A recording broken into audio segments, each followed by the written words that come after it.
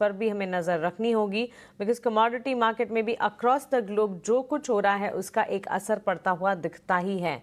चाहे फिर वो प्रेशियस मेटल्स की चाल हो, एनर्जी पैक का हाल हो या फिर बेस मेटल्स हो, नॉन एग्री कमोडिटी में तो हम देखते ही हैं कि एक इम्पैक्ट डेवलप होता हुआ नजर आता है।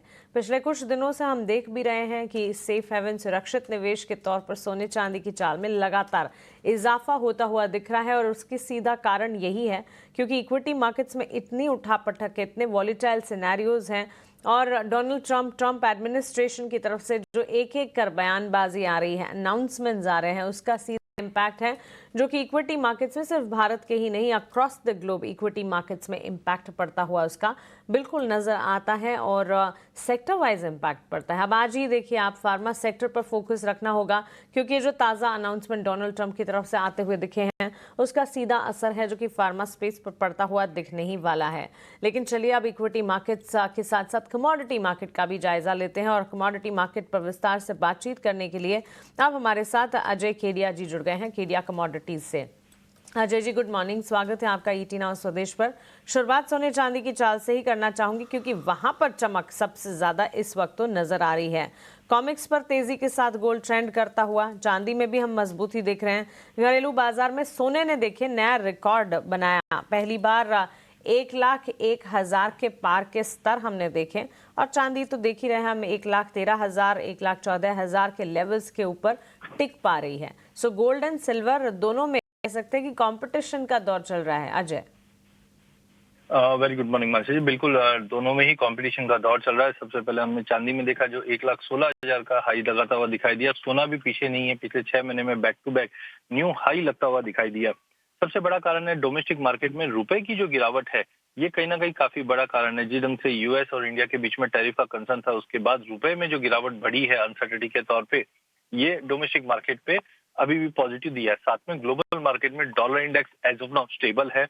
खास करके फेड की बैठक में अब निकल के आ सकता है कि साल के अंत से पहले पहले हम 0.5 तक का रेट कट देखेंगे, जो सोने को टाइमिंग सपोर्ट देता हुआ दिखाई दे रहा है। बट चिंता खाली एक ही चीज का है कि डिस्पाइट टैरिफ वॉर हो, जियो पॉलिटिकल टेंशन हो, सोना पिछला हाई जो है इंटरनेशनल में $3,500 वो नहीं तोड़ पा रहा है। तो उसी को देखते हुए आज लिमिटेड अपसाइड के लिए लिया जा सकता है, जहाँ पे 1,09,000 पे सोने को लेना है, 1,04,000 का स्ट्रिक्ट स्टॉप लॉस लगाना है, 1,01,500 तक का टारगेट रहेगा। वहीं इंटरनेशनल में भी $40 का रिजेक्शन जरूर दिखाया है। लॉन्ग टर्म व्यू डेफिनेटली तेजी का रहेगा, बट अब थोड़ा सा कंसोलिडेशन दिखाई दे रहा है जो 1,09,000 से 1,16,000 के बीच में है।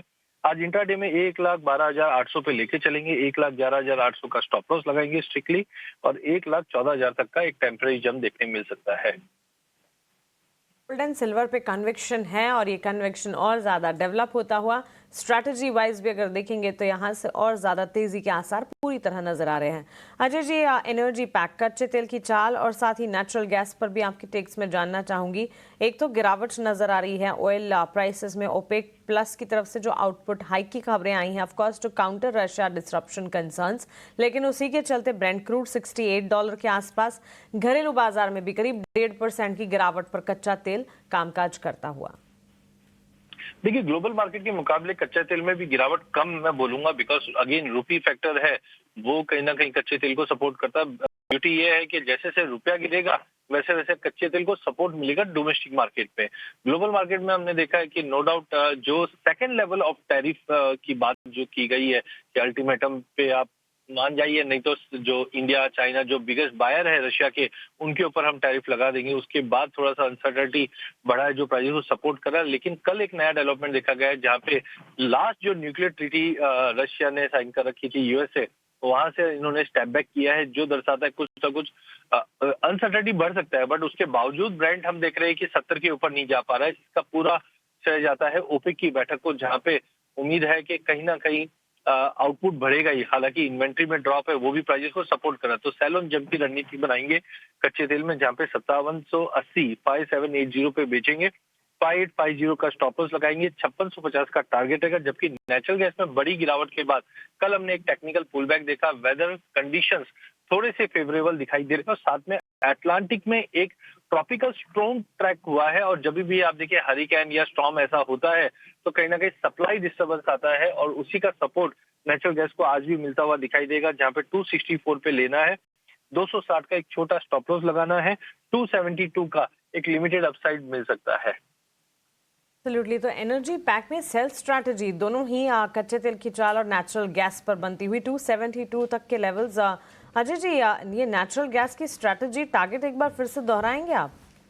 देखिए, नेचुरल गैस में हमने रिसेंटली काफी बड़ा फॉल देखा है, तो 260 एक स्ट्रॉन्ग सपोर्ट रूट निकल कर आ रहा है। तो 264 264 पे लेना है, 260 का स्टॉप लॉस लगाना है, लिमिटेड अपसाइड है, 272 का टारगेट रहेगा। ठीक है, 264 और 272 का टारगेट ऊपर की तरफ। नेचुरल गैस में बाय कॉल है, लेकिन कच्चे तेल की चाल को देखते हुए सेल कॉल इनिशिएट करने की राय। बेस मेटल्स पर भी एक टेक आपसे जानना चाहूंगी। बेस मेटल्स में हमने देखा है काफी मोमेंटम, और पिछले कुछ सेशन से ये मोमेंटम जो है लगातार नजर तो आता है। कॉपर और जिंक में बिकवाली कल रही, लेकिन एल्यूमिनियम और लेड ने अपने खरीदारी के लेवल्स जो है उन्हें बरकरार रखा।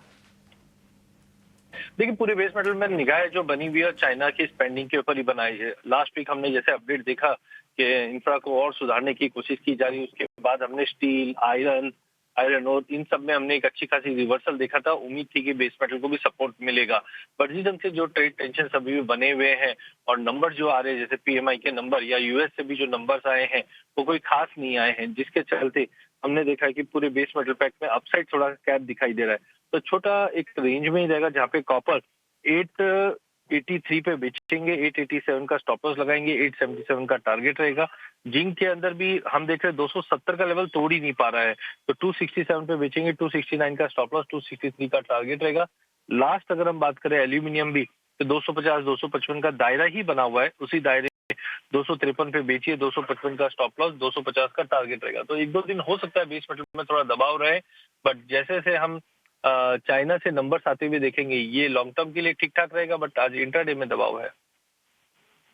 ओके, अजय जी, शुक्रिया आपका हमारे साथ जुड़ने के लिए और कमोडिटी बाजार पर अपनी एनालिसिस और स्ट्रैटेजीज हमारे साथ शेयर करने के लिए। Thank you so much. लेकिन चलिए,